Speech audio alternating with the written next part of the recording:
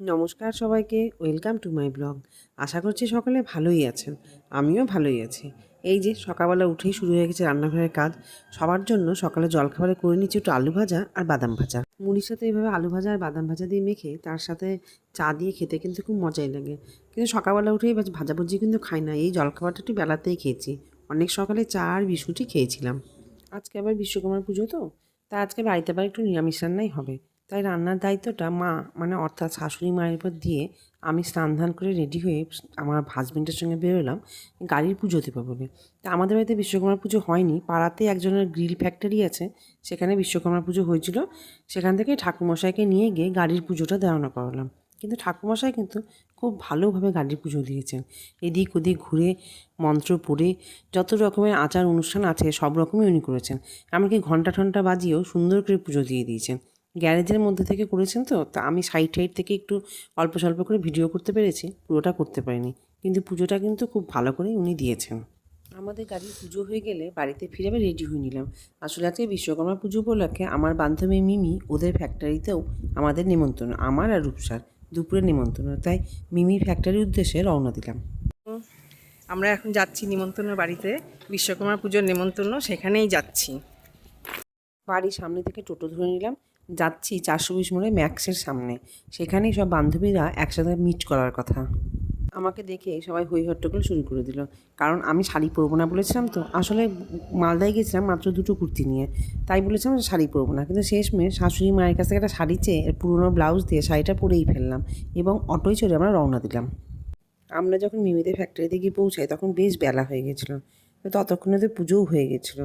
তো যা হয় আর কি, প্রথমে ঢুকে একটু ঠাকুর দর্শন করে ঠাকুরকে একটু প্রণাম করলাম। প্রণাম টনাম করে মিমিরা বসেছিল দোতলায়, সেখানে গেলাম মিমিদের কাছে দেখা করতে।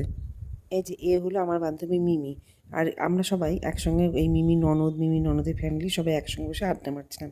মিমির একটা খুব ভালো গুণ যে মিমি কিন্তু শ্বশুরবাড়ির লোকজনকে ভালোবেসে ভালো করে সবার সাথে একসাথে চলতে পারে। যেখানে আজকালকার দিনে দেখা যায় যে সবাই শ্বশুরবাড়ি থেকে বেরিয়ে এসে আলাদা হয়ে থাকতে চায়, সেখানে মিমি কিন্তু একেবারেই আলাদা। উল্টো, ও বরং শ্বশুরবাড়ির লোকজনকে ভালোবেসে সবার সঙ্গে একসঙ্গে খুব মিলেমিশে থাকতে পারে। এই যে রোদের মধ্যে যাওয়া মাত্রই আমাদেরকে ওরা দিয়ে দিল কোল্ড ড্রিঙ্কস, এবং সেই কোল্ড ড্রিঙ্কস নিয়ে আমরাও আনন্দের সাথে খেতে শুরু করে দিলাম। এরপর গল্প করতে চলে আসলো যথারীতি প্রসাদের প্লেট, এবং আমরা প্রসাদ খেতে খেতেও ইয়ার্কি মারতে ছাড়ি না। রাজাদার পিছনে লাগলাম যে, রাজাদা তুমি আমাদেরকে এরকম প্রসাদ খাইয়েই দুপুরে খাওয়াটা কম করতে চাইছো। আসলে রাজাদা খুব মন খোলা মানুষ, কিছু মনে করে না, সব সময় সব বিষয়ে ইয়ার্কি করে। তাই আমরাও কিন্তু মন খুলে রাজাদার সঙ্গে খুব ইয়ার্কি করি। প্রসাদ খাওয়া শেষ হওয়ার পর মিমি যেই না আরেকবার কোল্ড ড্রিঙ্কসে অফার করেছে পাইকে, ব্যাস আমরাও তো লুফে নিলাম, কোল্ড ড্রিঙ্কস খেতে শুরু করলাম এবং শুরু হলো মেয়েলি গল্প।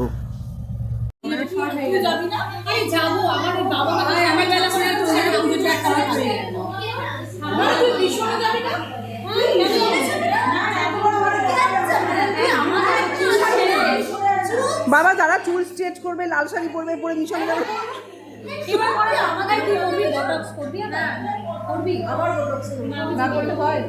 পুজোর আগে ভাবছি, দেখি এখনো ঠিক করি কোথায়।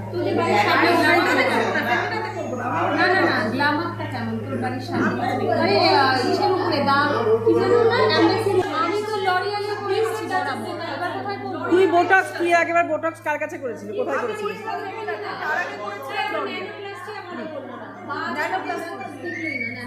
একদম বাজে করেছে। ভালো লাগে কেন বলতে, ভালো লাগে ওটা পুরো প্লেন করে না, আমার পুরো স্ট্রেট চুল আমার মুখের সঙ্গে যায় না, যাবে না। হ্যাঁ, হালকা ওই থাকে, সেটা আমার একজনবার বলে আমি বোটক্স দুবার করেছি, তিনবার।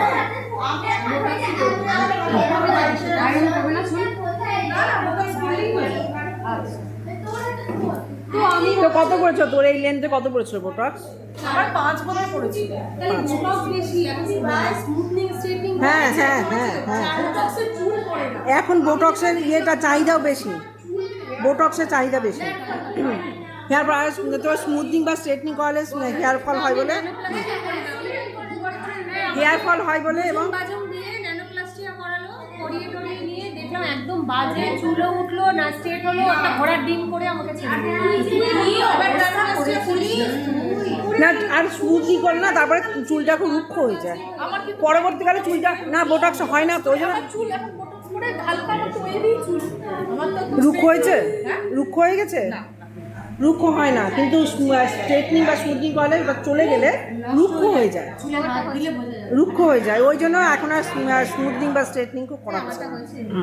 মুখ লাগছে তুই কর না রুমকা আমার করানো তো খুব শখ রে, কিন্তু আমি যেখানে সব জীবনে মনে শোন, রাখবি না দাঁড়া দাঁড়া, তুই বসে টাকা দিয়ে করবি কি টাকা আমাদের গল্প শুনে বুঝতেই পারলেন সামনে পুজো, তারই সমস্ত আলোচনা চলছে। আর এদিকে বাচ্চারা কিন্তু তাদের খেলায় মত্ত। এই যে আমার মেয়ে রূপসা, এই মাঝখানে লাল জামা পরে বসে আছে মিমির মেয়ে রায়, আর এইদিকে চুড়িদার পরে বসে আছে শর্মিলার মেয়ে সৌমিলি। তিনজনে মিলে খেলায় ব্যস্ত। সৌমিলি ওদের থেকে একটু বড় তো, তাই যাই হোক ও আছে ওদের সঙ্গে খেলা করছে, আর রূপসা আর রায়ও খেলছে। সবাই মোবাইল নিয়ে খেলা, এই হচ্ছে এখন বাচ্চাদের খেলা।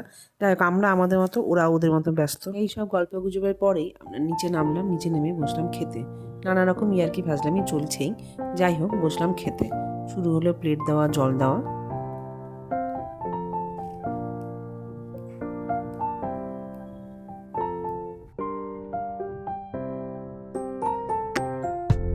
এরপর শুরু হলো খাবার পরিবেশন। আসতে থাকলো, প্রথমেই আসলো বেগুনি, তারপরে ভুনা খিচুড়ি, তারপরে দিয়েছিল হচ্ছে মিক্স তরকারি, একটা মেশানো তরকারি, তারপরে চাটনি, মিষ্টি, সেই এলাহি খাবার দাবার।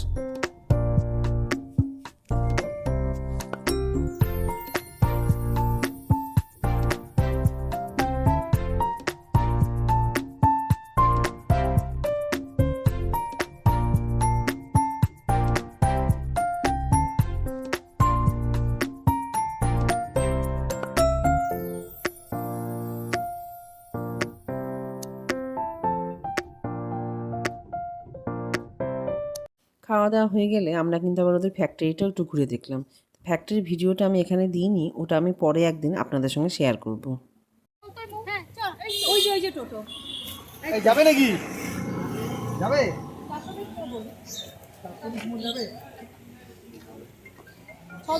আমার বর ফোন করেছে, কত নেবে? আসছি রে মিমি, টাটা। এতক্ষণ ছবি টবি কিছু খেয়ে উঠে ফ্যাক্টরি ঘুরে অনেকক্ষণ ধরে রোদের মধ্যে দাঁড়িয়ে দাঁড়িয়ে চললো ফটো সেশন। বিভিন্ন পোজে নানা রকম ছবি তোলা হলো। আসলে অনেক দিন পর বন্ধুদের সঙ্গে দেখা হলে আমরা অনেকগুলোই ছবি তুলি। যাই হোক বিভিন্ন রকমভাবে ছবি তোলা হলো, হয়ে তারপর রওনা দিলাম বাড়ির উদ্দেশ্যে। তার মধ্যে আজকেই আবার আমরা, অর্থাৎ আমি আর রূপসা ফিরবো বহরমপুর।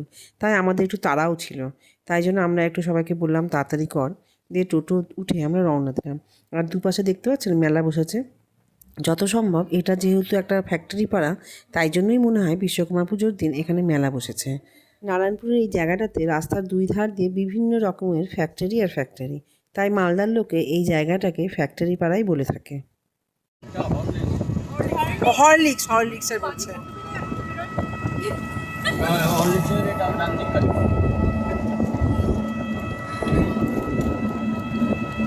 ডান দিকেরটা এইটা, এটাও হরলিক্স। হ্যাঁ তাই তো বলছেন উনি এদিককার লোক নিজেরা বলছেন।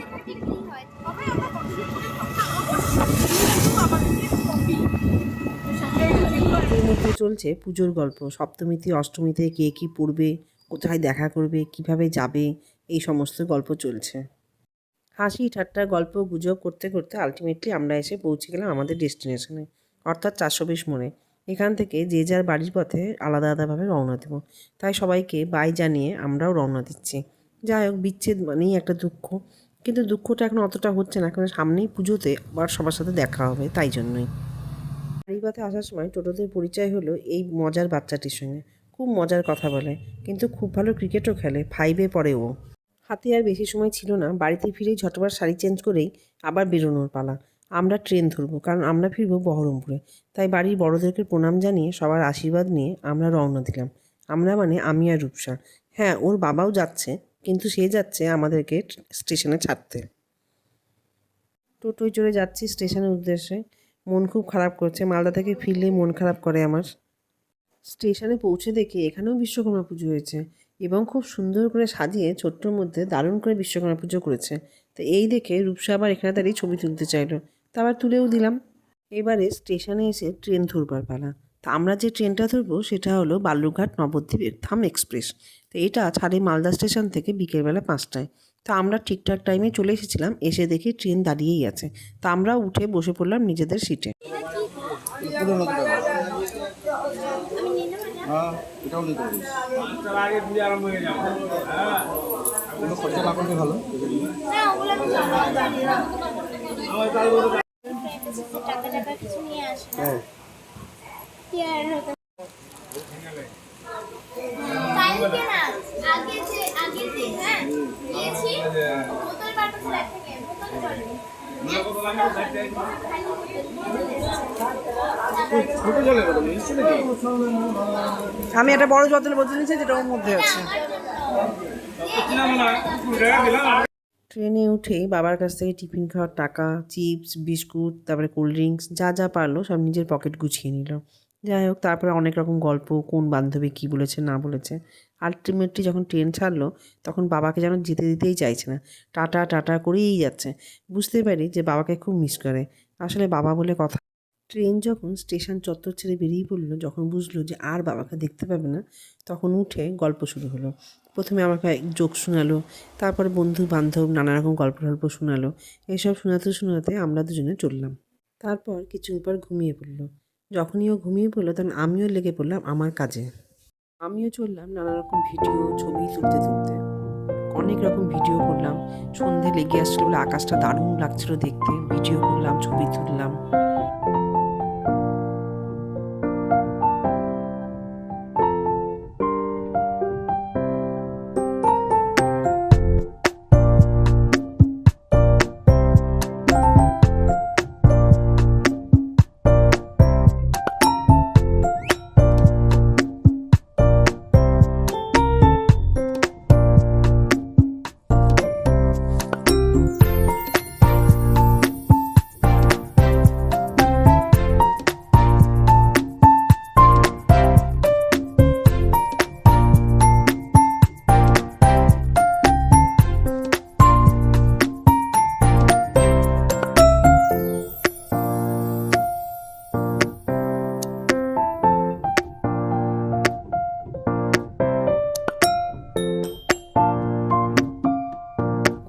পর শুরু হলো খাওয়া দাওয়া। বাবার কাছে যে চিপস বিস্কুট যা যা কিনেছিল, এবার হলো সেগুলো সব খাওয়ার পালা।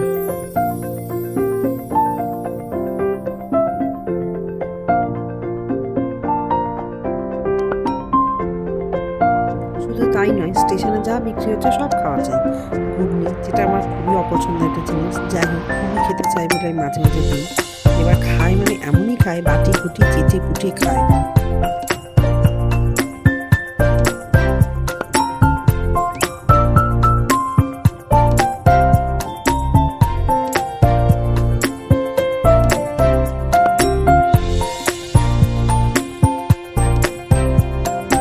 অবশেষে এসে পৌঁছালাম আমাদের ডেস্টিনেশন, অর্থাৎ খাগড়াঘাট রোড স্টেশনে।